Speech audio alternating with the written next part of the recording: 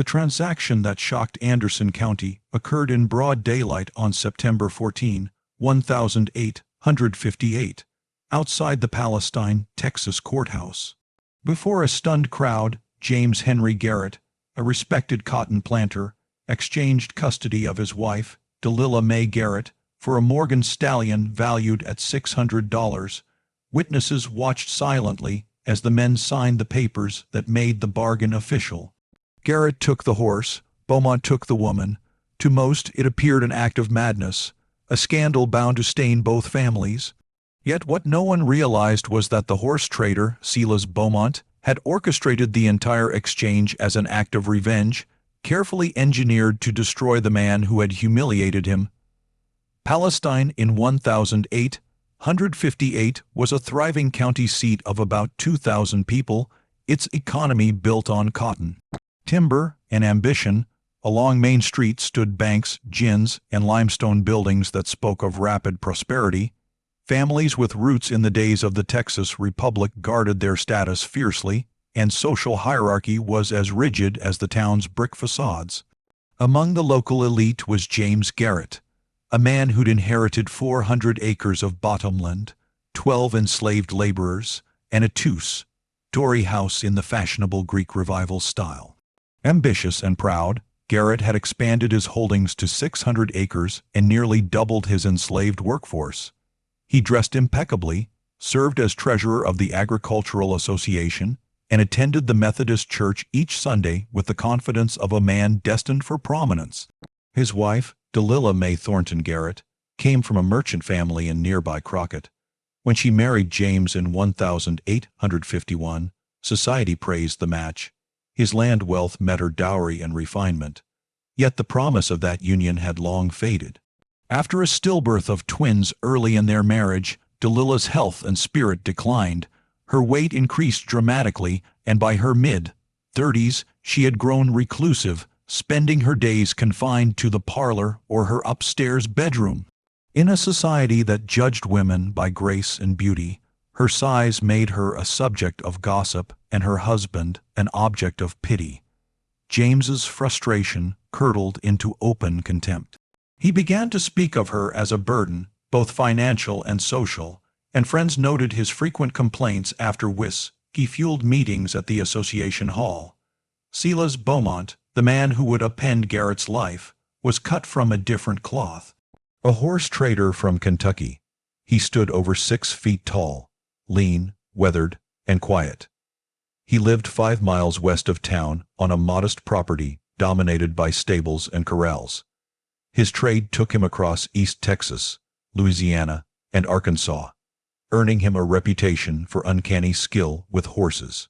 Unlike the planters, Beaumont mixed freely with every class, drinking with farmers, racing with gamblers, dining with gentlemen when business required.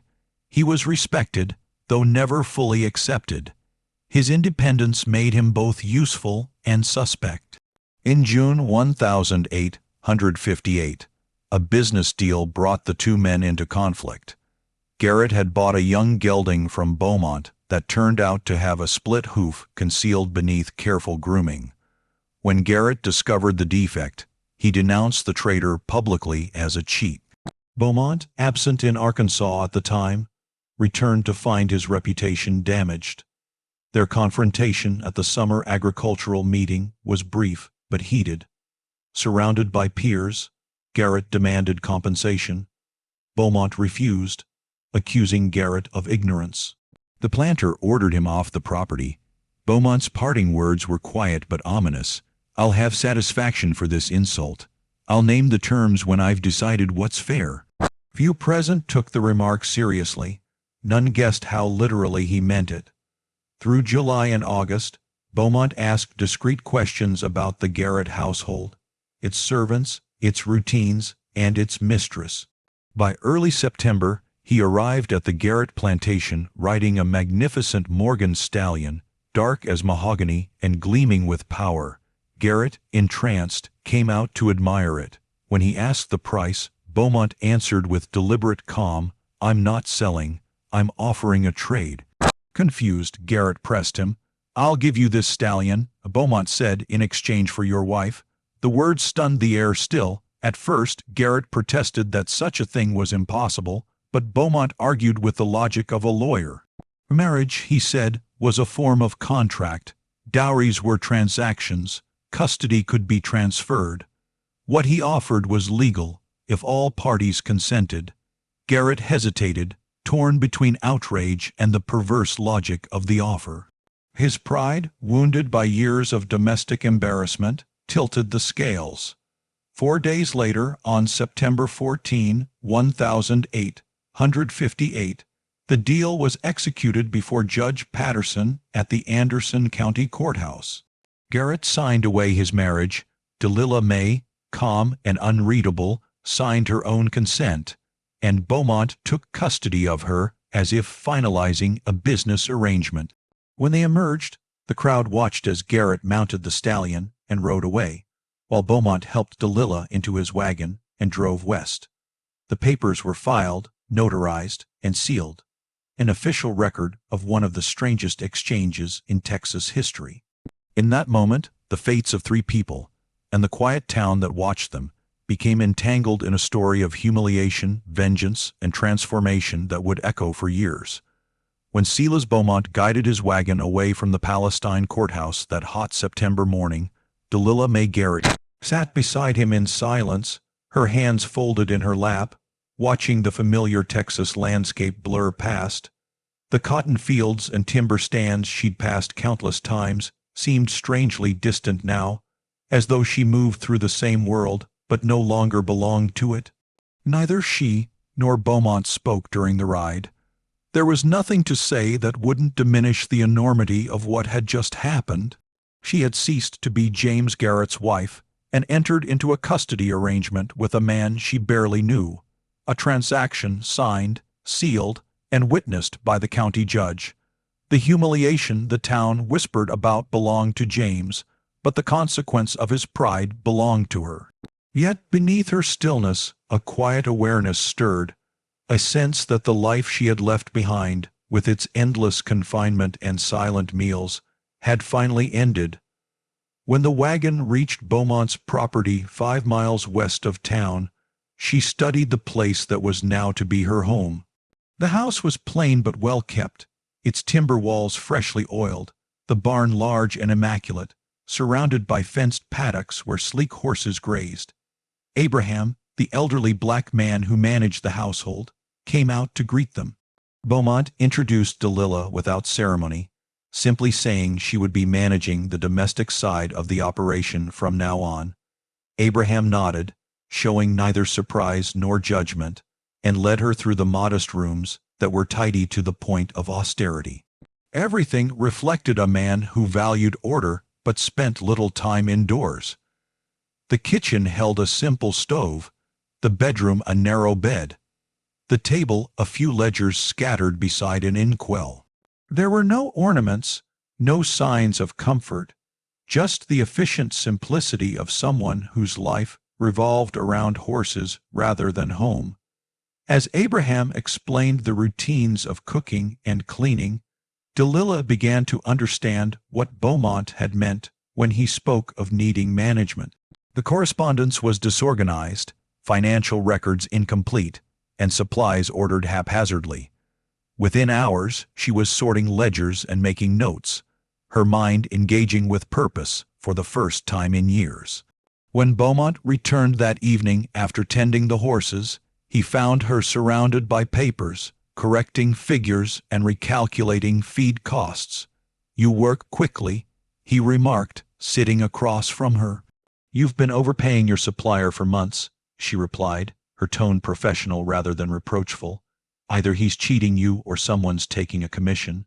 Beaumont studied her for a moment before smiling faintly. "I knew you'd be useful." That night, after Abraham had gone to bed, they talked long into the darkness, defining the terms of their strange arrangement. Delilah would run the household, keep the books, and oversee the staff. In return, she would have full authority within those boundaries, an allowance for her own needs, and the assurance that her role was employment, not ownership. The custody arrangement might have been written in ambiguous language, but both understood it as a partnership of practicality. When she asked about public opinion, Beaumont shrugged. Let them talk. I deal in horses, not gossip. For the first time in years, Delilah felt a weight lift from her chest. The bluntness that had once seemed coarse now struck her as freedom from pretense. Over the following weeks, she transformed the property. She reorganized the accounts, trained Abraham in more refined cooking, and introduced schedules that brought rhythm to the household. She even began to move with greater ease, the physical labor and regular meals replacing the lethargy of her old life. The handlers, Curtis and Martin Yarrow, initially skeptical of having a woman oversee domestic matters, soon realized how much smoother their days ran. Meals were ready on time, supplies never ran short, and Beaumont's absence no longer meant chaos. Each evening she wrote summaries of expenses and sales, letters to suppliers, and proposals for breeding arrangements. When Beaumont returned from his trading trips, he found his affairs managed with precision he had never achieved alone. Word of this unlikely partnership began to circulate quietly through Palestine. James Garrett paraded the Morgan stallion at association meetings, accepting compliments but offering no explanation for his wife's disappearance. His version of events was that she had gone to manage affairs for a distant relative. And though no one believed him entirely, the county's polite society preferred silence to scandal. Delilah's family in Crockett received a letter in her hand explaining that she was employed as a household manager for Mr. Beaumont, a respectable position, and chose not to inquire further. By winter, the whispers had dulled into curiosity, and Palestine moved on to other topics. Yet for Delilah, every day deepened a quiet transformation. The discipline of the work rebuilt her confidence, and the sense of usefulness replaced the shame that had defined her marriage. She began to read again in the evenings, sometimes aloud while Beaumont repaired harnesses or wrote orders. Their conversations, at first purely practical, grew into discussions of horses, trade, and even politics. She discovered that beneath his rough manner, Beaumont possessed a sharp intelligence and a sardonic humor that caught her off guard. In turn, he found her insight invaluable, her suggestions often improving his business decisions. What had begun as a transaction of revenge was evolving into something far more complex, a partnership founded on competence and mutual respect rather than status or sentiment. Palestine society, with its rigid sense of propriety, had no language for such an arrangement, and perhaps that was why it worked. In the quiet evenings of that fall, as the sun settled behind the pines and the horses shifted in their stalls, Delilah realized she no longer felt like a traded wife, but like a woman remaking her own life from the ashes of humiliation. By December of 1858, the scandal that had erupted over the courthouse transaction had begun to fade from public conversation, but on Beaumont's property, its consequences were only beginning to unfold. The weeks of quiet labor had reshaped both the household and the people within it. Delilah had grown leaner, not through vanity but through motion, walking the paddocks each morning, inspecting supplies, and managing accounts by lamplight at night. The rhythm of work replaced the stillness that had once suffocated her, and her presence had become the steady heart of the operation. Beaumont, often away on trading trips, returned to find his enterprise not merely maintained but improved. Records were organized, debts calculated, and new opportunities outlined in neat handwriting across ledgers he once ignored.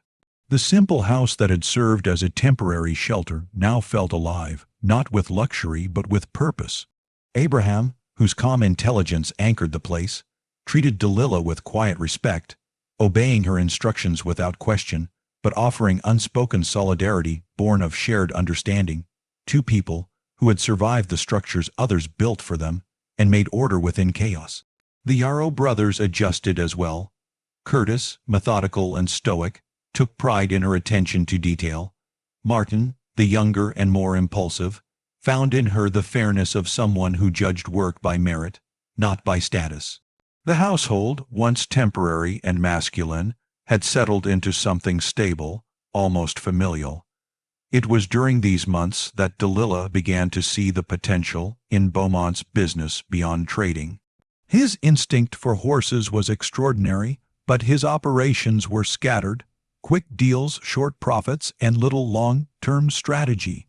As she studied his old correspondence, she saw patterns in his purchases, recognizing that his eye for bloodlines could be turned into something far more profitable, breeding rather than trading. When Beaumont returned from a trip to Louisiana in mid-December, she presented her first real proposal. She had written to breeders in Kentucky and Tennessee, gathering information on Morgan mares of proven lineage that were being sold at estate auctions for less than their true worth. If we purchase 3, she explained, we could begin breeding here, not just selling what others produce. The returns would take longer but multiply over time. Beaumont read her letters carefully, his brow furrowed, the silence between them thick with consideration. Finally, he looked up and said, "You're thinking bigger than I ever did." She met his gaze steadily. "I spent years watching a man think small while pretending to think grand." The exchange marked a quiet shift in their relationship. For the first time, Beaumont saw her not as someone rescued or employed, but as an equal partner capable of seeing what he could not. Within weeks, they invested nearly all of his available capital, and a loan from a Tyler bank, into the purchase of the 3 Kentucky mares. The risk was enormous, but both believed it was worth taking. When the mares arrived in January 1859, the entire property seemed to awaken with new purpose. The animals were magnificent, strong, intelligent, and calm. Curtis and Martin examined them with professional admiration, while Delilah oversaw the preparation of the new stables, recording every detail in her ledgers. It was she who wrote the letters announcing their acquisition, spreading the news through the local horse trading network. For the first time, Beaumont's operation appeared poised to move beyond the realm of itinerant trade into genuine enterprise. Palestine's agricultural community took note. Men who had once dismissed Beaumont as a transient horse trader began to see him as a potential competitor. James Garrett, meanwhile, heard the news through association gossip and understood immediately what it meant. The woman he had cast aside as useless was now managing a business that might soon surpass his own. The Morgan stallion he had acquired grazed in his paddock, a magnificent creature that now seemed less a prize and more a reminder of the deal that had diminished him. By February, James's discomfort hardened into anger. He appeared one morning at Beaumont's property, riding the very stallion he had gained in trade, his face set with grim purpose. Delilah was working at the kitchen table when she heard the hoofbeats and saw him dismount. She stepped outside before he could knock, her bearing calm but cold. "What do you want, James?" she asked, her tone stripped of deference. He looked her over, clearly startled by the visible change in her appearance, the confidence in her voice, the composure in her stance. "I want to discuss the terms of our agreement," he said. "There is nothing to discuss," she replied. "The agreement was executed before the court and stands as written." James hesitated, then attempted the familiar arrogance. "I'll pay him double what the stallion was worth to reverse it." Delilah's expression did not change. "I'm not a horse to be traded back and forth." He flushed, his voice rising. "You signed documents giving him custody. That means you're subject to negotiation." "No," she said simply. "Whatever business you have, take it up with Mr. Beaumont, but understand this, I won't return." For a moment his eyes burned with the same pride that had driven him to make the trade. "You've forgotten your place?" he spat. "No," she answered, "I've found it." James rode away, and the conversation lingered in the dust of his departure. When Beaumont returned that evening, she told him what had happened. He listened quietly, then nodded. "He'll be back," he said. "Men like Garrett can't stand losing, especially to someone they think beneath them." His words proved prophetic. Over the following months, rumors began to circulate through Palestine. Whispers that Beaumont was financially unstable, that his mares were of poor stock, that his business was collapsing under debt. The source was obvious, but Garrett's campaign was subtle, a slow poisoning of reputation rather than direct attack.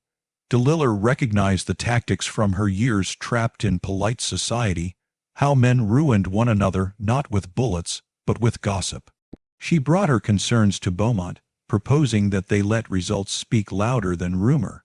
Once the foals are born, she said, the bloodlines will silence every whisper.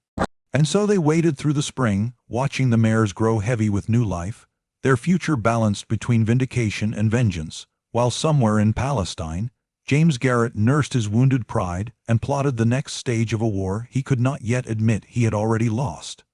The summer of 1859 arrived with sweltering heat and a strange stillness, as though the entire county held its breath, waiting to see what would come of the strange partnership between Silas Beaumont and the woman once known only as James Garrett's embarrassment. In early June, the waiting ended. The first foal was born just before dawn, a healthy filly with the deep chest and proud carriage of her Morgan bloodline.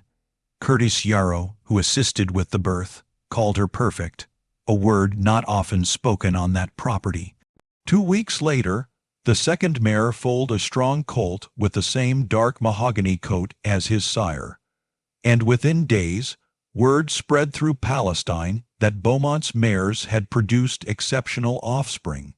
By the time the third mare's foaling approached, buyers were already sending inquiries from as far as Tyler and Crockett. The success was undeniable.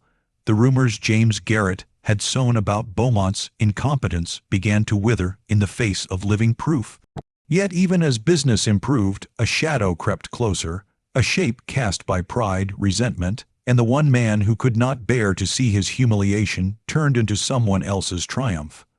On July 8, 1859, a letter arrived from DeLille's father in Crockett, delivered by courier and sealed with Thornton family crest. The tone was cold and formal.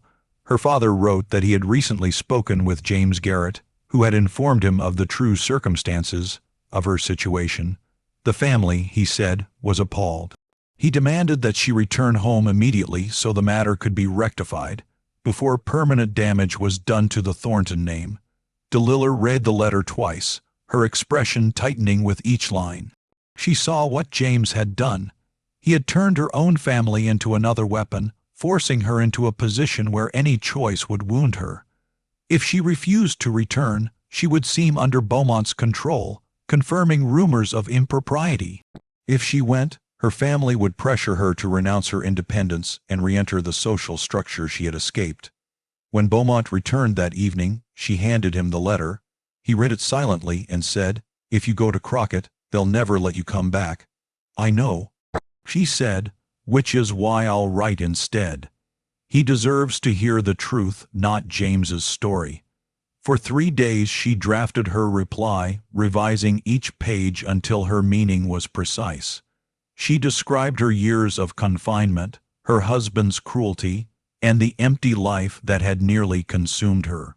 She explained that her current arrangement with Beaumont was one of partnership and employment, not ownership, and that she would rather work in freedom than live in luxury without purpose. She ended the letter with finality. "Please do not mistake this decision for rebellion. It is survival." When the response came 2 weeks later, it was brief and cold.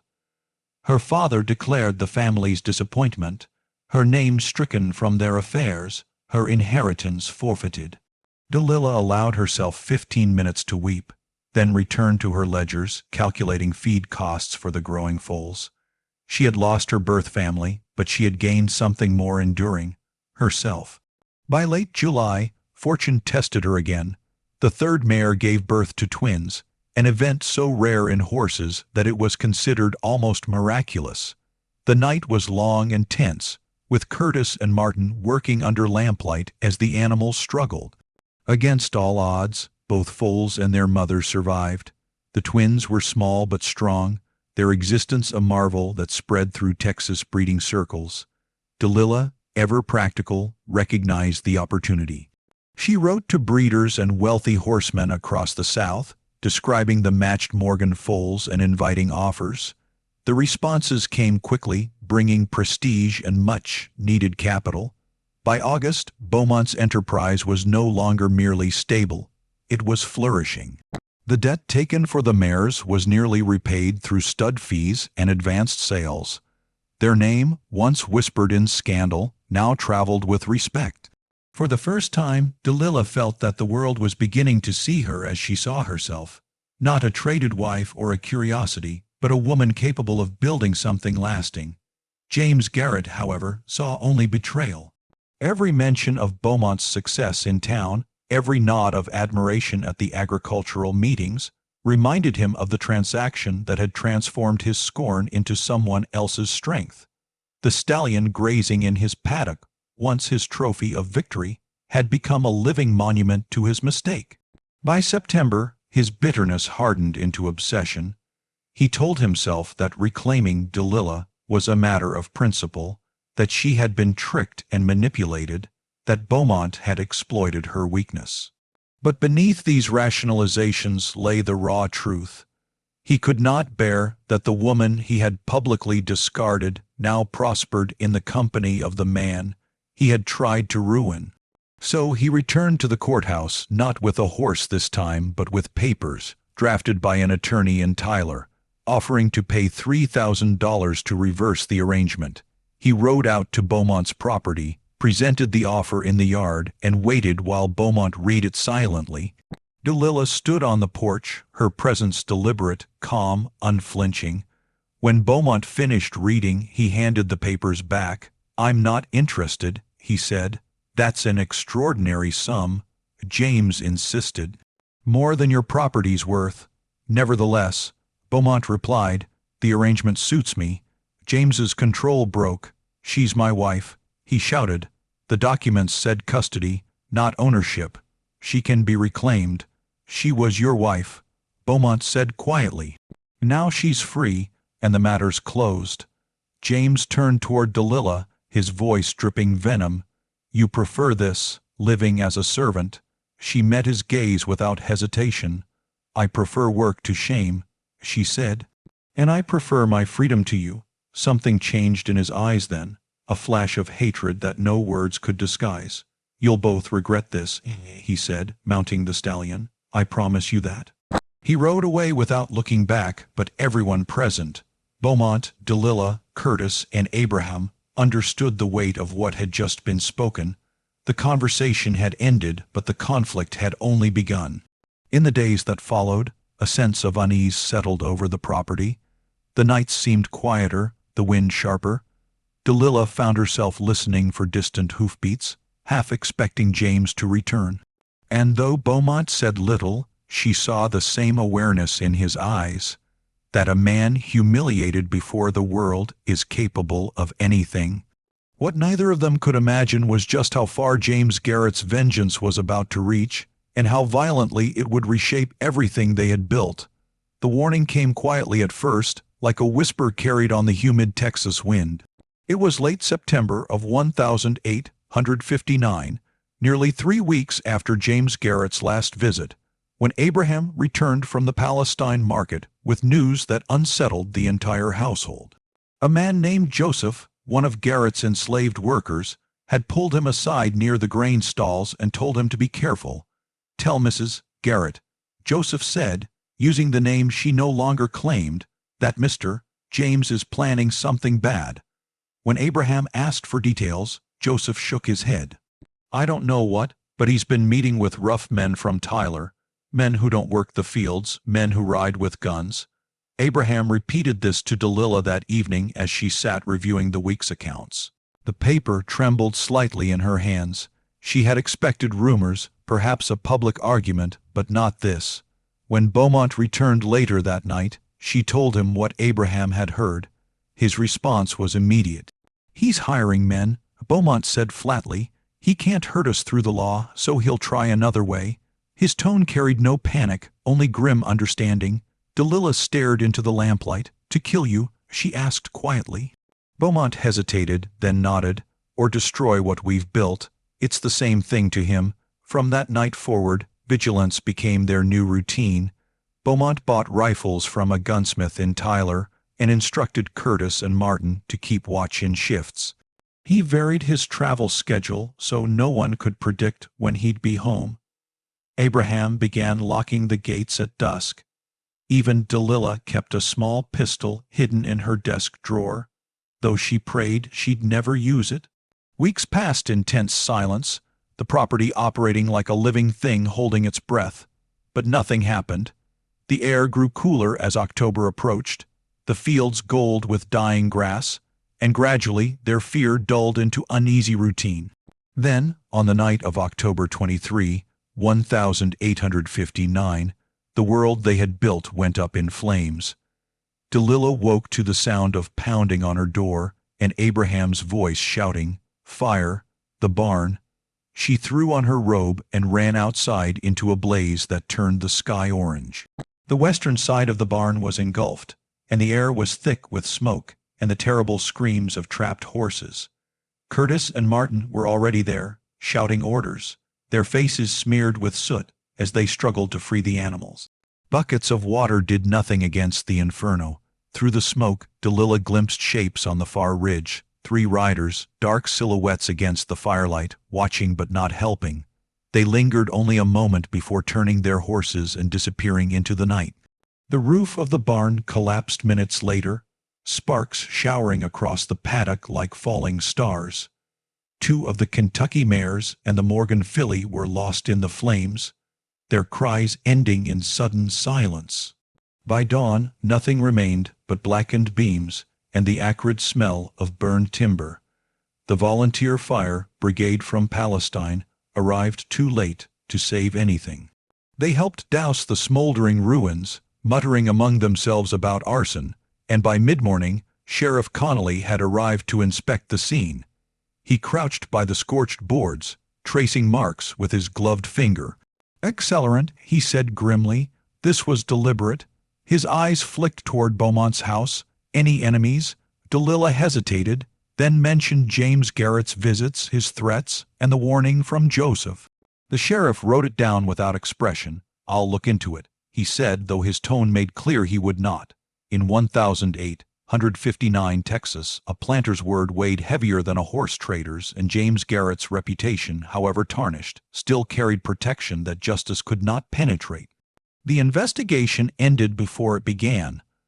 Beaumont returned 2 days later from his buying trip in Arkansas to find his barn reduced to ash, 3 prized horses dead, and the survivors huddled in the paddock, their coats streaked with soot. He stood before the ruins in silence while Curtis described the night's chaos. When the story ended, Beaumont's jaw tightened, his voice low. "Garrett didn't light the match," he said, "but he paid the men who did." His logic was unshakable. Garrett had the motive, the money, and the malice. But without witnesses, there was no proof, and Beaumont knew that pursuing the accusation would only invite more danger. "What do we do now?" Delilah asked, her voice steady despite the tremor beneath it. Beaumont looked at her, the firelight reflected in his eyes. "We rebuild," he said, "and we prepare for whatever comes next." And so they began again, though every step felt haunted. The smell of burned wood lingered in the air for weeks. The surviving horses shied at every flicker of torchlight. Yet life, stubborn and practical, resumed its rhythm. Abraham salvaged what tools he could from the ruins. Curtis began drafting plans for a new barn, larger and stronger than before. Delilah recalculated their accounts, her pen moving quickly across the paper, stripping expenses down to bare survival. But in the social world of Palestine, James Garrett moved with studied calm. At the November meeting of the Agricultural Association, he offered public condolences on Beaumont's terrible misfortune, even suggesting that he might purchase some of the remaining stock to help his neighbor recover. Those who understood the history between the 2 men recognized the performance for what it was, a calculated show of triumph disguised as generosity. To everyone else, it seemed the gesture of a gentleman extending mercy. Delilah learned of this through Abraham, who overheard the conversation in town. "He's pretending to be your benefactor," Abraham said, disgusted. "He's showing people he's untouchable." The knowledge burned worse than the fire itself. Beaumont, meanwhile, worked in silence, channeling his rage into rebuilding. He spent days clearing debris, nights drafting orders for new lumber. But the damage went beyond property. The loss of the mares crippled their breeding plans, and word of the fire made buyers nervous.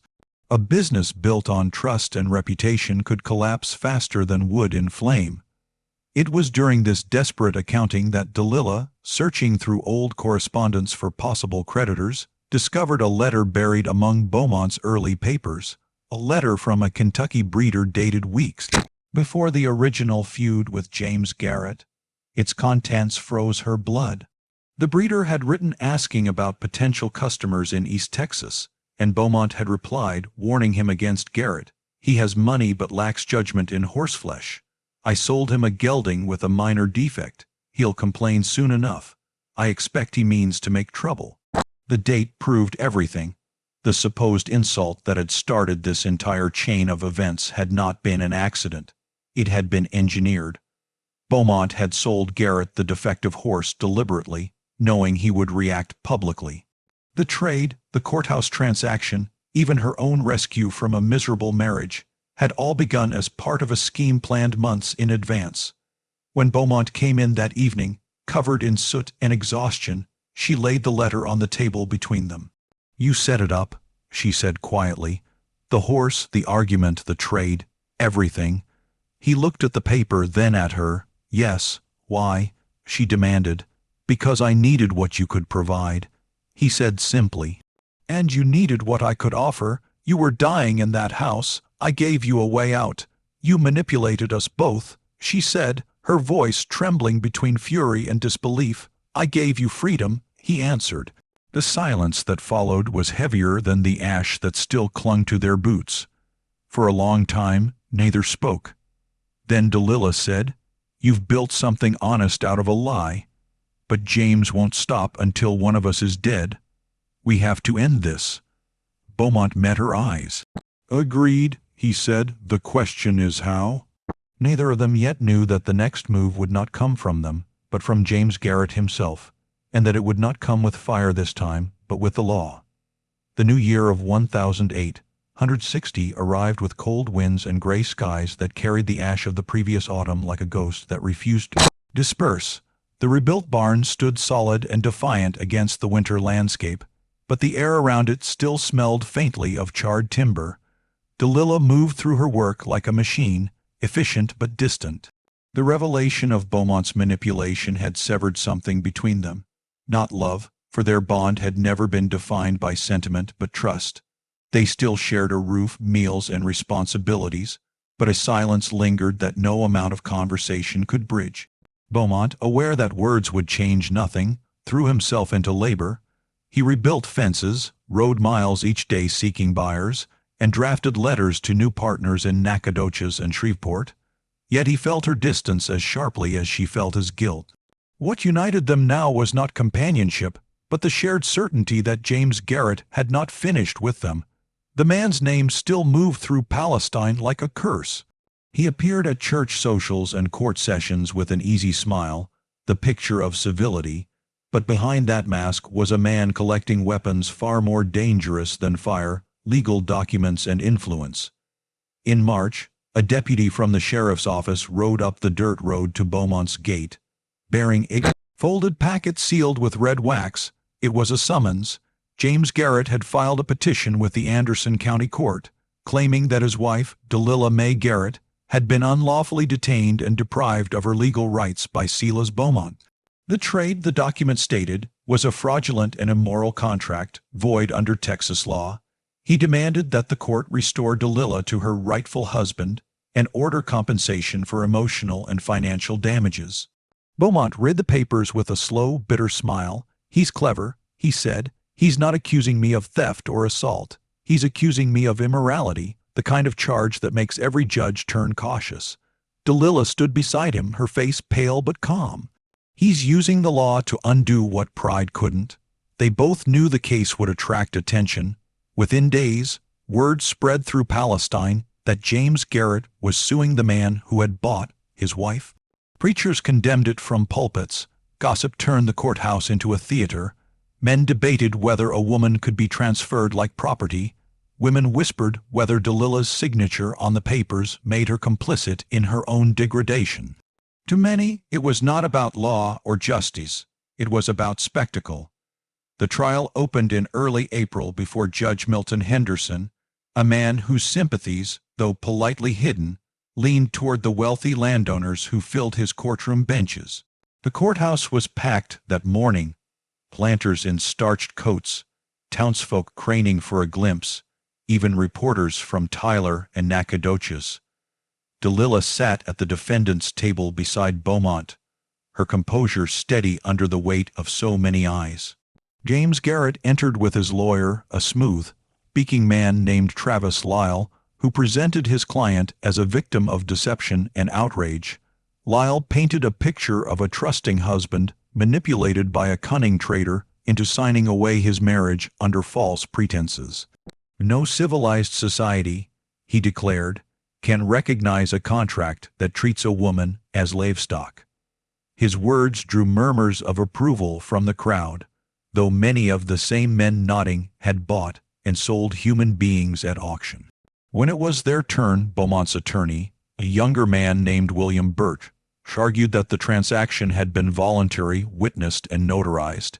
He presented the signed papers, including Delilah's own statement of consent. "My client," he said, "did not purchase a wife. He entered into a lawful exchange of property accompanied by mutual release from marital obligations." The phrasing caused a stir, half the room gasping, half chuckling. Judge Henderson frowned but allowed it.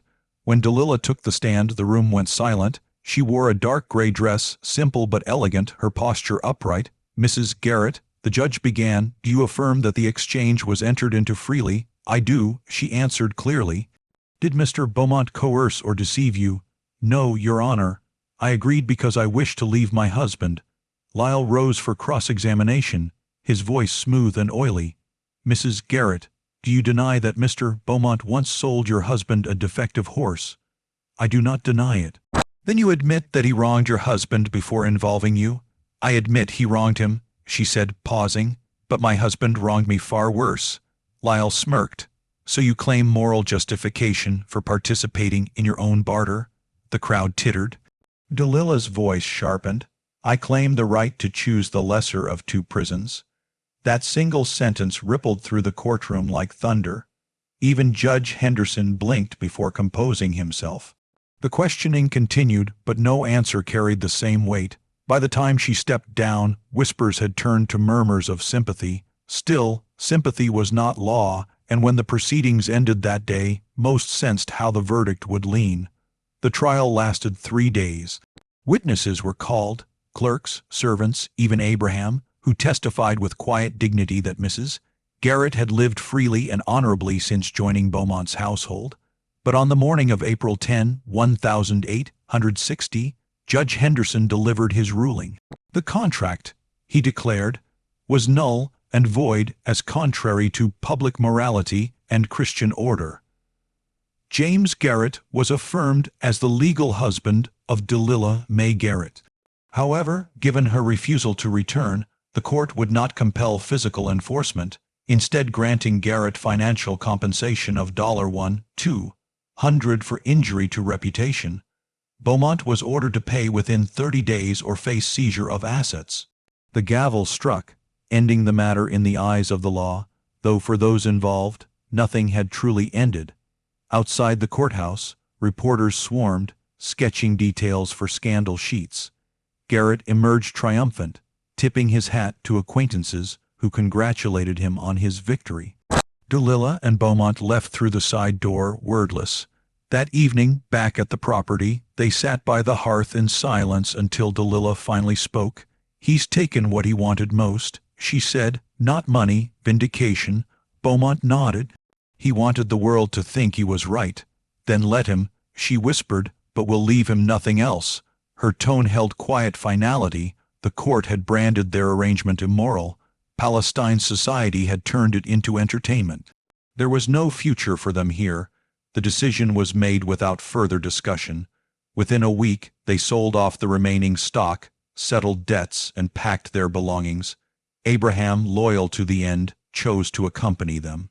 Curtis and Martin stayed behind to manage what little remained. On May 1st, 1860, as the sun rose over the blackened skeleton of the old barn, a small wagon rolled westward down the road from Palestine, carrying 3 figures and everything they could not bear to lose. Behind them lay scorched earth, silence, and the memory of a town that had turned their lives into legend. Ahead lay uncertainty, but also the faint possibility of peace. Yet even as the wheels creaked over the dirt, Delilah could not shake the sense that James Garrett's shadow was still following them, unseen but relentless, as though vengeance, once awakened, could never truly rest. They traveled west through the spring, following the wagon trails that cut across the pine barrens and into the open country beyond. Days passed in a slow rhythm of creaking wheels, horse hooves, and wind that carried the scent of cedar and dust. The road led them through small settlements where news traveled faster than they did, and Delilah quickly learned that even far from Palestine, whispers followed. Some recognized her name from newspaper stories about the wife who was traded. Others only stared at the unusual trio: a woman, a horse trader, and an older black man traveling together without escort or destination. She met every glance with quiet dignity, refusing to let shame dictate her posture. Beaumont handled the logistics of travel, negotiating for supplies, finding stables, repairing the wagon when its axle cracked on a rough stretch of trail. They rarely spoke of the past. The silence between them had become a shared understanding rather than estrangement. Yet every mile they put between themselves and Palestine seemed to peel away another layer of bitterness. When they crossed into Hill County, they found a valley rich in grass and water, framed by low hills and oak groves. Beaumont stopped the wagon there one afternoon, surveying the land as the sun sank in a haze of gold. "This will do," he said simply. "For what?" Delilah asked. "For beginning again." They leased a small parcel of land from a rancher named Ezra Claiborne, a man whose weathered politeness disguised a shrewd sense of opportunity. He cared little for their history as long as the rent was paid. Within weeks, Beaumont had constructed a modest stable and corral, and Abraham planted a vegetable garden near the creek. Delilah managed the household as before, keeping accounts, arranging supplies, and corresponding with contacts from their old business who were still willing to deal quietly.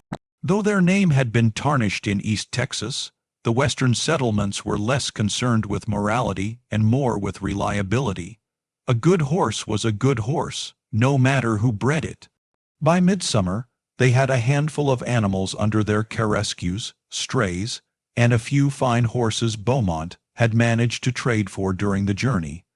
The work was slow but grounding, each day restoring a measure of peace to their unsettled spirits. The silence that had once been heavy now felt companionable.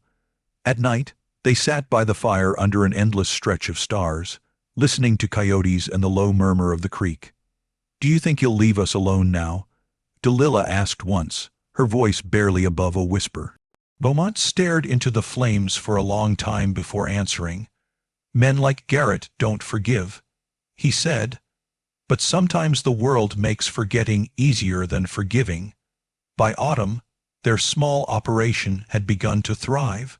Word spread that Beaumont's horses were strong and well trained, and settlers from surrounding counties began to visit. Delilah handled each transaction with quiet authority, recording every sale, every loan of equipment, and every debt repaid. She no longer felt like a figure of scandal, but like a steward of something real. Abraham, despite his age, found joy in the work, often singing as he mended fences or tended to the garden. Their little community began to draw respect. Neighbors greeted them with nods instead of stares. But peace, as they would learn, is never permanent when born from old wounds. In December of 1860, a rider arrived from the east, mud-caked and exhausted. He carried no letter, only a warning. "Ma'am," he said, tipping his hat to Delilah, "you best know that James Garrett's back in Palestine. bragging he's filed charges in Austin, says he's going to make an example of you both. Her hands tightened on the ledger she'd been holding. Charges, fraud and moral corruption, the man said. He's telling anyone who'll listen that you and Mr. Beaumont are living in sin under false names. He wants a warrant. The writer left soon after, refusing payment, perhaps out of pity. The news spread like frost through the camp. Beaumont's jaw clenched as he listened. He's not done until we're ruined, he muttered. Then we move again, Delilah said quietly, farther this time. But Beaumont shook his head. Running won't stop him. It just delays the day he catches up. The weeks that followed were marked by a constant tension neither of them voiced. They continued their work, but every knock at the door made them pause. Then, in January 1861, the world itself seemed to turn unstable. Texas voted to secede from the Union, and rumors of war swept through every town. The political turmoil distracted the newspapers and the courts. Legal matters from the East stalled in confusion.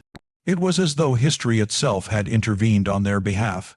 Garrett's campaign of revenge vanished beneath headlines about secession, militia musters, and the march toward conflict. For the first time in years, Beaumont and Delilah felt a reprieve. Perhaps, she said one evening as they read the news aloud, the world finally found something larger to hate than us. He smiled faintly. Then let's make good use of the distraction. They expanded their breeding operation cautiously, buying 3 new mares from a ranch near Waco and training local boys in exchange for labor. Life began to settle again, not with the fragile hope of their first rebirth, but with the resilience of people who had already lost everything once and learned how to build from the ashes. By spring of 1861, the valley had become their sanctuary. Delilah's garden thrived. The horses grazed in wide pastures that glowed like copper at sunset. Travelers passing through often mistook them for a family, and perhaps in some strange way they were. Their connection was not defined by romance or blood, but by endurance, the kind that only grows between people who have faced destruction side by side. Still, in her quietest moments, Delilah could not fully silence the past. She sometimes dreamed of the courthouse in Palestine, the crowd's eyes heavy with judgment, the sound of the gavel striking wood. Yet when she woke to the dawn wind stirring the oaks and the sound of Abraham humming in the yard, the fear would fade, replaced by something steadier than happiness, peace earned, not granted. That summer, as the first soldiers marched off to war and Texas descended into chaos, no one in Hill County remembered the scandal that had once gripped Anderson County. But one letter still traveled west that August, addressed simply to Mrs. Garrett, whereabouts unknown. It was written in a careful hand by a clerk in Palestine, informing her that James Garrett had died suddenly. Some said of fever, others whispered of his own hand. When she read the words, Delilah sat very still for a long time. Beaumont watched her but said nothing. Finally, she folded the paper and placed it in the fire. Then it's over, she said quietly. But as the paper curled and blackened, she added, almost to herself, or maybe it ended a long time ago. Outside, the wind shifted through the grass, carrying the ashes upward into the endless blue, where they disappeared like every story the world had ever tried to bury. Years passed, and the world changed around them in ways none of them could have imagined.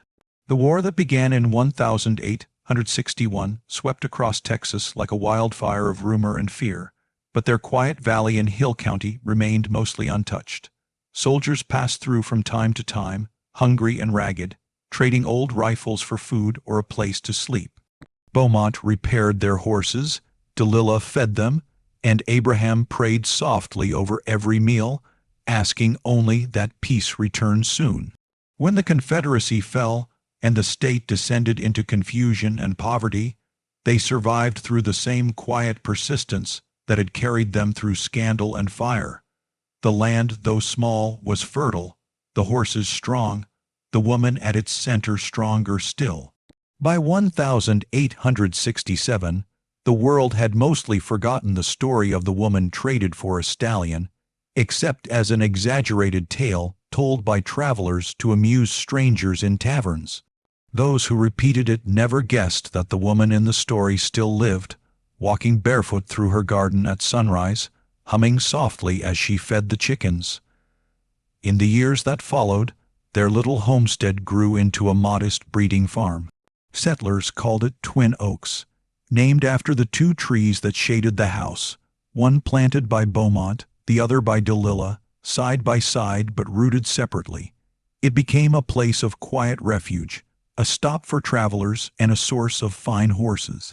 Beaumont aged but remained strong, his once black hair silver, his movements slower but deliberate. Abraham, now gray and stooped, refused to stop working, saying he would rest only when the Lord himself says so. Delilah, whose once round face had long ago given way to quiet dignity, managed everything with precision. She kept ledgers with her tidy handwriting, oversaw the accounts, and ensured that every deal was fair. There was no pretense left in her life, only calm purpose. She never remarried, nor did she ever again use the name Garrett in full. In the county records, she was listed simply as D. M. Beaumont, proprietor. Though no one knew for sure whether that title marked partnership, affection, or something that existed between them beyond either word. In the autumn of 1868, a traveler arrived from Anderson County, a former clerk who had once worked for Judge Henderson. He came seeking shelter for the night, bringing with him a bundle of old papers he meant to sell as scrap. Over supper, he mentioned that among them were the courthouse ledgers from a decade earlier. "One of them's got your names in it," he said absently. "That strange case about the trade." Delilah smiled faintly and asked if she could see it.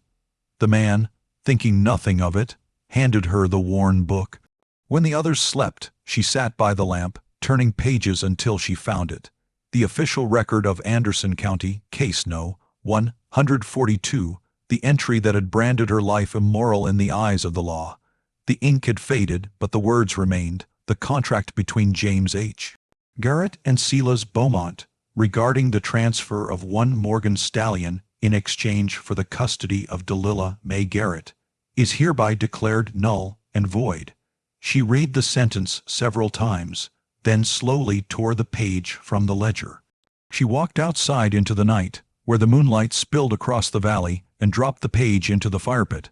The flames caught instantly, curling the paper into black lace. She watched until it vanished completely, until even the ash was carried off by the wind. The past, she decided, could finally rest. By 1870, Beaumont's health had begun to fail. Years of work, travel, and loss had worn his body down, though his spirit remained sharp. One evening, as the sun fell red over the hills, he sat on the porch beside Delilah, wrapped in a blanket, watching the horses graze. "Do you ever think about Palestine?" he asked. She shook her head.